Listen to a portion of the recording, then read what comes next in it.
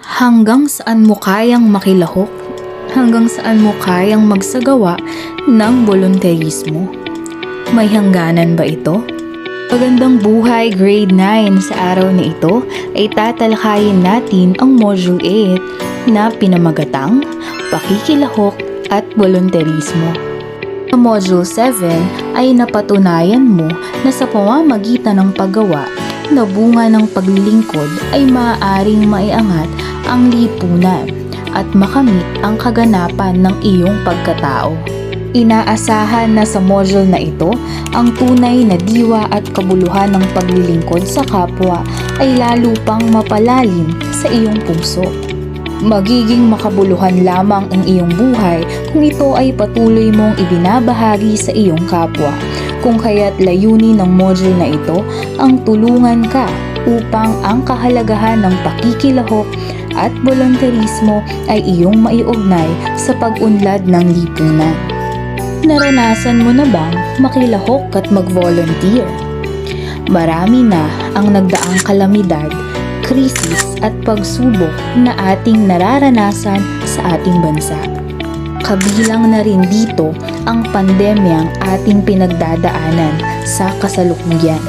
Sa tuwing dumarating ang ganitong mga pagsubok sa ating bansa, nasubukan mo na bang makisangkot?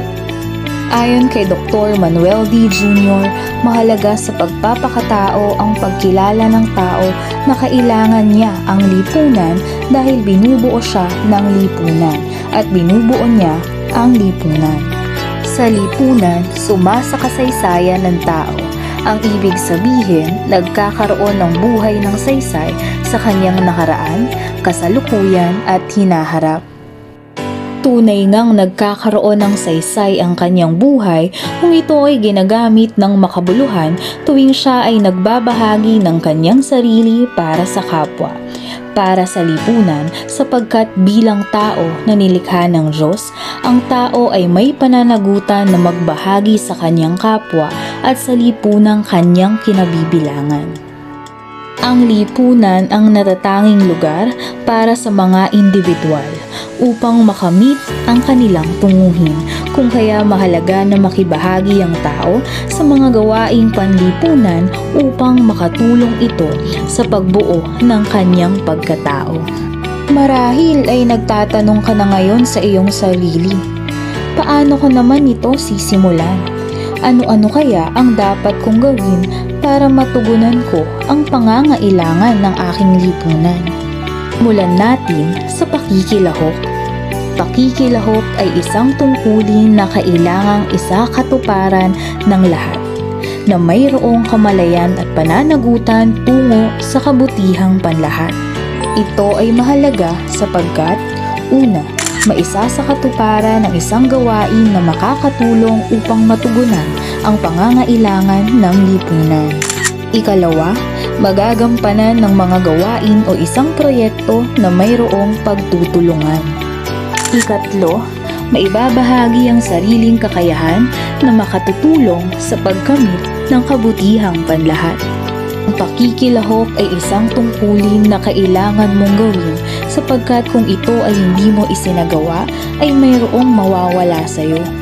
Ang pakikilahok ay nagbibigay sa tao ng makabuluhang pakikitungo sa lipunan, na kung saan ang bawat nakikilahok ay dapat tumupad sa kanyang tungkulin para sa kabutihang panlahat. Ang obligasyon na ito ay likas dahil sa taglay na dignidad ng tao. Ang pakikilahok ay makakamit lamang kung kinikilala ng tao ang kanyang pananagutan. Mula dito, makakamit ang kabutihang panlahat. Narito ang mga antas ng pakikilahok na makakatulong sa pakikibahagi sa lipunan ayon kay Sherry Onstenist. Una ay ang impormasyon. Sa isang tao na nakikilahok, mahalaga na matuto siyang magbahagi ng kanyang nalalaman o nakalap na impormasyon.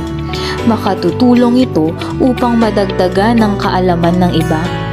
Halimbawa, sa brigada eskwela, maaari mong ipaalam sa iyong mga kamag-aral at kakilala kung kailan ito magaganap.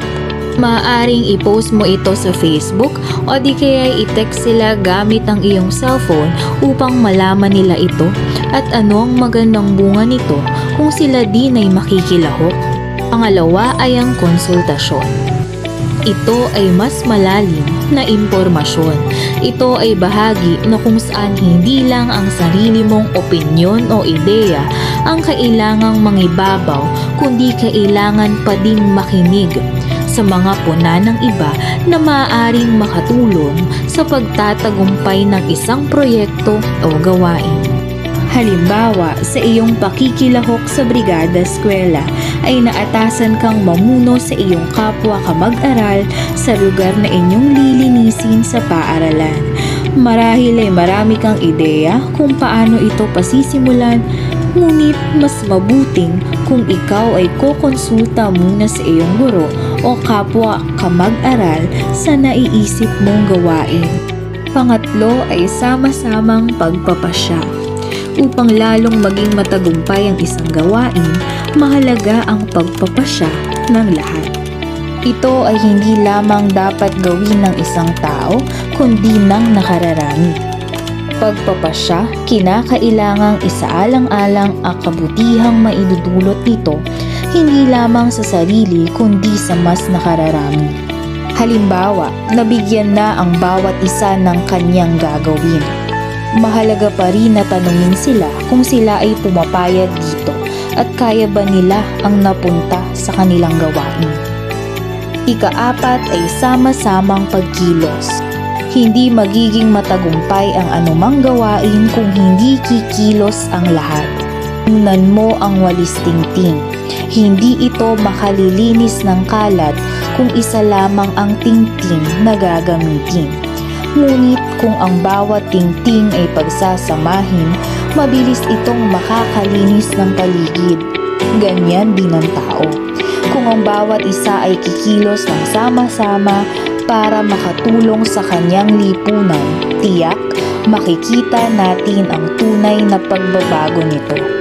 Halimbawa, sa pagsisimula niyong maglinis sa lugar na naatas sa inyo, hindi maaari na ang pinuno lamang ang palaging gagawa. Kailangan ng bawat isa ay gaganap sa tungkulin na ibinigay sa kanya upang matapos ng maayos at mabilis ang trabaho. Ikalima, pagsuporta. Ang isang gawain, kahit ito ay mahirap, ay napapadali kung ang bawat isa ay nagpapakita ng pagsuporta dito. Hindi ito tumutukoy sa tulong pinansyal lamang. Ito ay maaaring ipakita sa pagbibigay ng talento o kakayahan o anumang tulong basta't ito'y nanggagaling sa iyong puso. Halimbawa, hindi mo kayang maglinis sapagkat mahina ang iyong pangangatawan.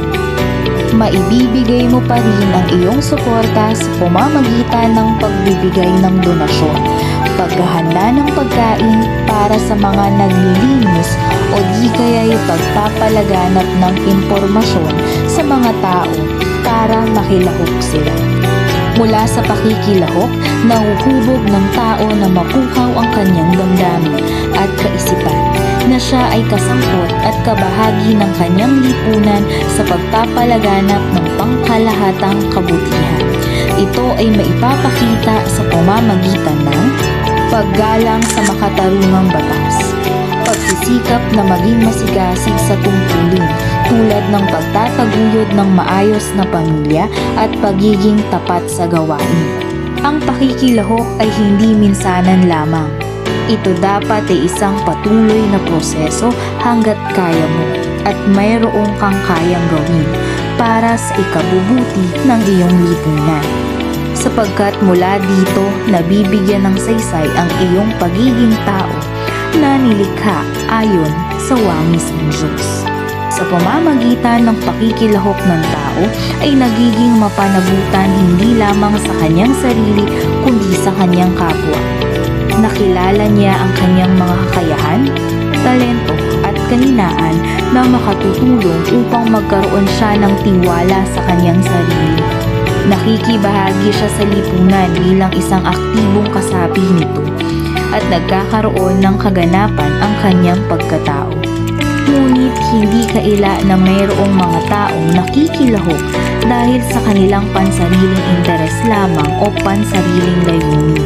Tulad na lang halimbawa ng mga tao na naglilingkod o tumutulong sapagkat meron silang kailangan o meron silang inaantay na kapalit. At ang iba naman ay humihinto na sa kanilang ginagawa kapag nakuha na nila ang kanilang pakay. Sa mga ganitong gawin ng ilang tao, nawawala ang tunay na diwa ng pakikilahok at napapalitan nito ng pansariling kapakinabangan lamang. Madalas na nakakaranas ang ating bansa ng mga kalamidad tulad ng bagyo, pagbaha at paglindol. Mga ganitong sitwasyon, makikita ang kabayanihan ng ilang kababayan nating Pilipino na kung saan sila ay nag-aalay ng kanilang panahon, sarili at yaman para sa iba. Sa mga ganitong pagkakataon ay makikita ang pagkilos maging ng mga kabataan upang tumulong sa iba. Nakikisangkot na rin sila ngayon sa mga isyong hinaharap ng ating bansa upang pakinggan ng kanilang tinig. Inihimok ang lahat ng kabataan na makiisa at magbigay ng sarili para sa kapakanan ng iba. Maraming maaaring magawa kahit pa ito ay maliit lamang. Ito ay bukal sa iyong kalooban, ito ay kapuri-puri sa ating poong may kapal. Ang pakikiisa sa iyong barangay sa paglilinis ng paligid, ang pagtuturo ng iyong kaalaman at talento sa iba, ang pagtulong mo sa iyong mga kamag-aral sa asignaturang hindi nila maunawaan o ang pagtuturo mo sa iyong mga kapitbahay na magbasa at magsulat sapagkat hindi sila nakapag-aral at marami pang iba, ay ilan lamang na maaaring gawin ng isang kabataang katulad mo. Alam mo ba ang tawag sa mga ito? Ito ay volunteerismo. Ano nga ba ang volunteerismo? Ang volunteerismo ay isang paraan ng paglilingkod at pagpapakita ng pagmamahal sa kapwa at sa lipunan. Ito ay ang pagbibigay ng sarili na hindi naghahangad ng anumang kapalit. Ito ay marami ding katawagan, tulad ng bayanihan, gamayan, kawanggawa o bahaginan. Mayroon ding benepisyo ang pagsasagawa ng volunteerismo. Ito ang mga sumusunod. Una, nagkakaroon ng kasiyahan ng isang tao kapag siya ay naglilingkod. Pangalawa ay nagkakaroon siya ng personal na paglago. Karoon din siya ng kontribusyon o bahagi sa pagpapabuti ng lipunan. Karoon din siya ng pagkakataon na makabuo ng suporta at relasyon sa iba. At panghuli, nagkakaroon siya ng panahon na higit na makilala hindi lang ang iba, kundi pati na ang kanyang sarili. Mula sa benepisyo nito, naiaangat ang pagkatao ng tao at nagiging mapanagutan siya sa kanyang lipunan na nagiging daan tungo sa kabutihan. May pagkakaiba ba ang pakikilahok at volunteerismo? Sa pakikilahok, nagiging konsiderasyon ang personal na interes o tungkulin. Man mong gawin dahil kung hindi, mayroong mawawala sa iyo. Halimbawa, ang paglahok sa halalan, paglahok sa pangkatang gawain na pinapagawa ng guro, o paglahok sa pulong ng mga kabataan sa barangay. Sa volunteerismo, kung hindi mo ito gagawin, hindi ka apektado. Yaong iba na hindi mo tinulungan. Kung ikaw man ay managot, ikaw ay mananagot sa iyong konsensya sapagkat hindi ka tumugon sa pangangailangan ng iyong kapwa. Hindi lahat ng pakikilahok ay may aspekto ng volunteerismo, pero lahat ng volunteerismo ay may aspekto ng pakikilahok. Sa pakikilahok at volunteerismo, dapat makita ang mga sumusunod. Una ay ang time o panahon. Ang panahon ay mahalaga sapagkat kapag lumipas ito, hindi mo na ito maibabalik. Kung kaya't hanggang maaga ay gamitin mo ito ng buong husay sa iyong pakikilahok at pagbobolonterismo para sa iyong lipunan. Pangalawa ay talent o talento. Ang bawat isa ay binigyan ng Diyos ng talento at ito ay iyong magagamit upang ibahagi sa iba. Iba-iba ang talento ng bawat isa. Ang paggamit ng iyong talento ay makatutulong hindi lamang sa iba, kundi ito ay makatutulong din sa iyo upang higit kang magkaroon ng tiwala sa iyong sarili. At ang panghuli ay treasure o kayamanan. Maaaring ang unang sasabihin ng iba ay, wala akong pera, mahirap lang kami, wala akong maitutulong. Ngunit sa pagbibigay, hindi tinitingnan ang laki nito, sapagkat gaano man ito kaliit, ang mahalaga ay kusa mong ibinibigay ito ng buong puso para sa nangangailangan. Mula sa treatise na ito, makikita natin na ang pakikilahok at volunteerismo ay dapat ginagawa ng buong husay, kasama ang puso at ng may pananagutan para makamit ang kabutihang panlahat. Dito, nagkakaroon ng tao ng pagkakataon na ibahagi ang kanyang sarili sa kapwa at nagagampanan din niya ang habilin sa atin ng Diyos na mahalin ang kapwa tulad ng pagmamahal sa sarili. Sinabi ng Diyos na anumang bagay ang gawin mo sa pinakamaliit mong kapatid ay sa akin mo na rin ginagawa. Sana sa pamamagitan nito ay maramdaman mo na ikaw ay may magagawa. Ikaw ay may personal na pananagutan para sa iyong kapwa at lipunan. Kung sisimulan mo sa iyong sarili at nagawa mo ito ng buong puso, matitiyak ko sa iyo na ikaw ay magkakaroon ng kaganapan sa iyong buhay. Isang buhay na ganap at kasiyasiya. At dyan na nga po nagtatapos ang ating aralin ngayong araw na to. Naway marami kang natutunan. Hanggang sa muli!